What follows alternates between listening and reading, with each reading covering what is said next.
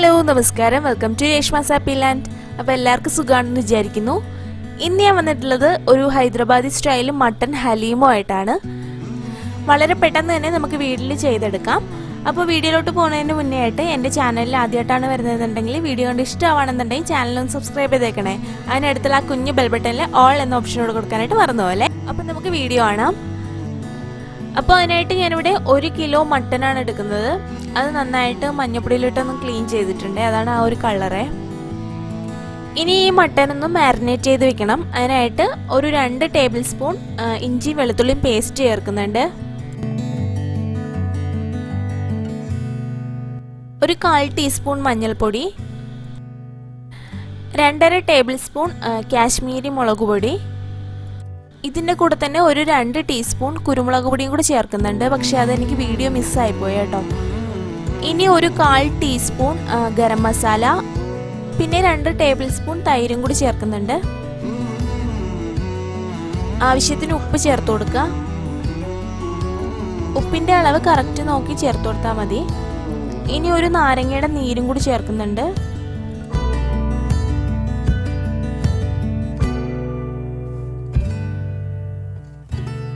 ഇനി ഒരു table spoon നെയ്യും കൂടി ചേർത്ത് കൊടുക്കുക. ഇനി കുറച്ച് മല്ലിയിലയും പുതിനയിലയും കൂടി ചേർത്ത് കൊടുക്കാം. ഇനി ഇത് നന്നായിട്ടൊന്ന് മിക്സ് ചെയ്തിട്ട് ഒരു അരമണിക്കൂർ മാരിനേറ്റ് ചെയ്യാനായിട്ട് വെച്ചേക്കാം. എൻ്റെ ഹസ്ബൻഡിന് ഏറ്റവും ഇഷ്ടമുള്ള ഒരു ഫുഡാണ് കേട്ടോ ഈ ഹലീം. എനിക്കിത്ര ഇഷ്ടമൊന്നുമല്ല. എനിക്ക് ഹൈദരാബാദി മട്ടൻ ബിരിയാണി ഇഷ്ടമാണ്. നല്ല ടേസ്റ്റാണ്.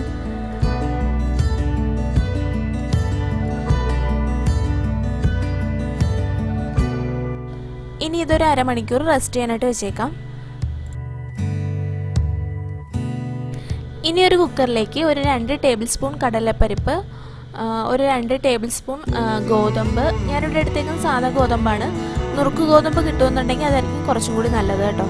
പിന്നെ ഒരു 3 ടേബിൾ സ്പൂൺ ബാർലി, ഒരു 2 ടേബിൾ സ്പൂൺ ദാല്, പിന്നെ ഒരു 2 ടേബിൾ സ്പൂൺ ബസ്മതി റൈസ്. ഇതെല്ലാം കൂടി തലേന്ന് രാത്രി വെള്ളത്തിൽ കുതിർത്ത് വെച്ചിരുന്നതാണ്. അതെല്ലാം കൂടി ചേർത്ത് കൊടുക്കാം. പിന്നെ ഒരു 10 ബദാമും ഒരു 10 കാഷ്യൂ നട്ട്സും കൂടി ഞാനൊരു 20 മിനിറ്റ് കുതിർത്ത് വെച്ചിരുന്നതാണ്. അതും കൂടി ചേർത്ത് കൊടുക്കുന്നുണ്ട്. ഇനി ഒരു 1.5 ടേബിൾ സ്പൂൺ ഉപ്പും ആവശ്യത്തിന് വെള്ളവും ചേർത്ത് ഒന്ന് കുക്ക് ചെയ്തെടുക്കാം. 4 വിസിൽ മതിയാവും കേട്ടോ. ഇനി ഈ സമയം കൊണ്ട് നമുക്ക് നമ്മുടെ മട്ടനും കൂടി കുക്ക് ചെയ്തെടുക്കാം. അതിനായിട്ടൊരു കുക്കറിലേക്ക് ഒരു 1.5 ടേബിൾ സ്പൂൺ നെയ്യ് ചേർക്കുന്നുണ്ട്. ഇനി ഇത് നന്നായിട്ട് ചൂടായ ശേഷം സ്പൈസസ് എല്ലാം ആഡ് ചെയ്യാം.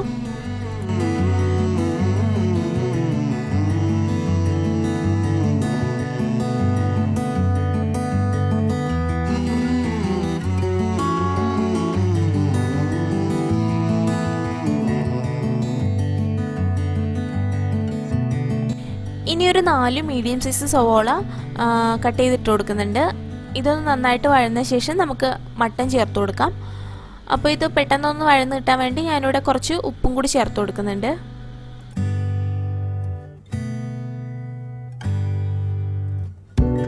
സവോള നന്നായിട്ട് വഴന്നു. ഇനി മാരിനേറ്റ് ചെയ്ത് വെച്ചേക്കുന്ന മട്ടൻ ചേർത്ത് കൊടുക്കാം.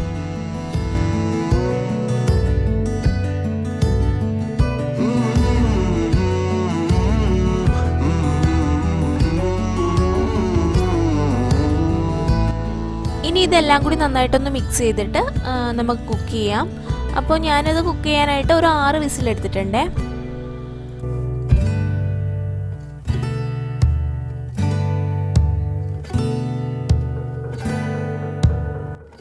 അപ്പോൾ ഇതാ മട്ടൻ ഇവിടെ കുക്കായിട്ടുണ്ട്. ഇനി നമുക്കിതിൻ്റെ എല്ലാം മാറ്റിയിട്ട് അതൊന്ന് മിക്സിയിലിട്ടൊന്ന് ഗ്രൈൻഡ് ചെയ്തെടുക്കാം.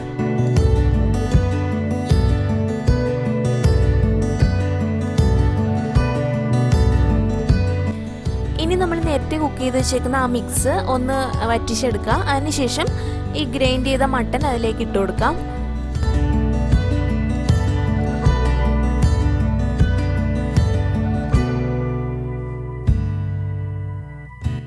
സാധാരണ ഈ മട്ടൻ ഒന്ന് ഇടിച്ചെടുക്കുകയാണ് ചെയ്യുന്നത്. പക്ഷേ എൻ്റെ ആ സംഭവങ്ങളൊന്നും ഇല്ലാത്തതുകൊണ്ട് ഞാനൊന്ന് മിക്സിയിലിട്ടൊന്ന് ജസ്റ്റ് ഒന്ന് കറക്കി എടുത്തിട്ടേ ഉള്ളൂ.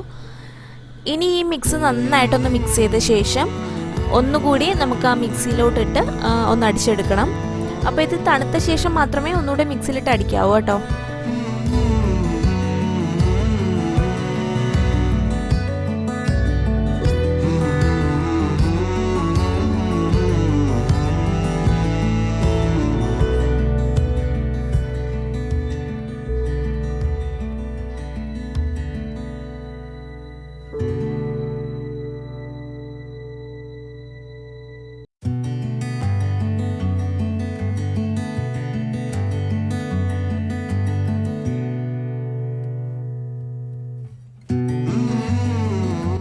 ഇത് നന്നായിട്ട് മിക്സായി. ഇനി ഒന്നുകൂടി മിക്സിയിലിട്ടൊന്ന് അടിച്ചെടുക്കാം. അതിനുശേഷം നമുക്ക് ആവശ്യത്തിന് ഉപ്പും ചേർത്ത് ഒന്നുകൂടി ഒന്ന് വറ്റിച്ചെടുക്കാം.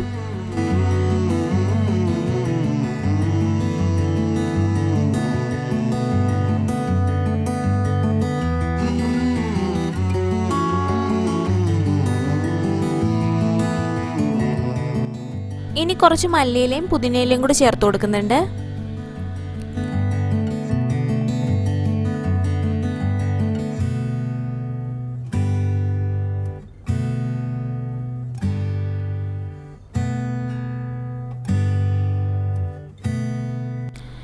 ഇനി ഞാൻ കുറച്ച് സവോളയും കാഷ്യൂ നട്ട്സും കൂടി ഒന്ന് നെയ്യിലിട്ടൊന്ന് ഫ്രൈ ചെയ്തെടുത്തിട്ടുണ്ട്. അതും കൂടി ചേർക്കുന്നുണ്ട്.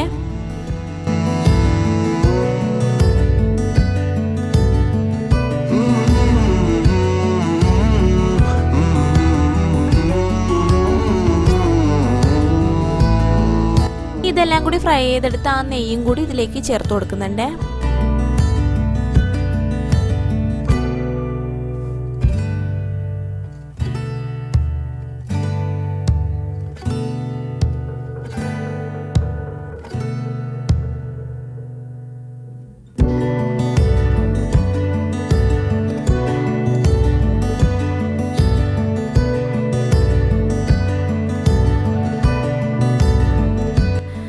അപ്പോൾ ഇതാ നമ്മുടെ ഹലീം ഇവിടെ റെഡി ആയിട്ടുണ്ട്. ഇപ്പം ഞാനത് സെർവിങ് പ്ലേറ്റിലോട്ട് മാറ്റിയിട്ടുണ്ട്.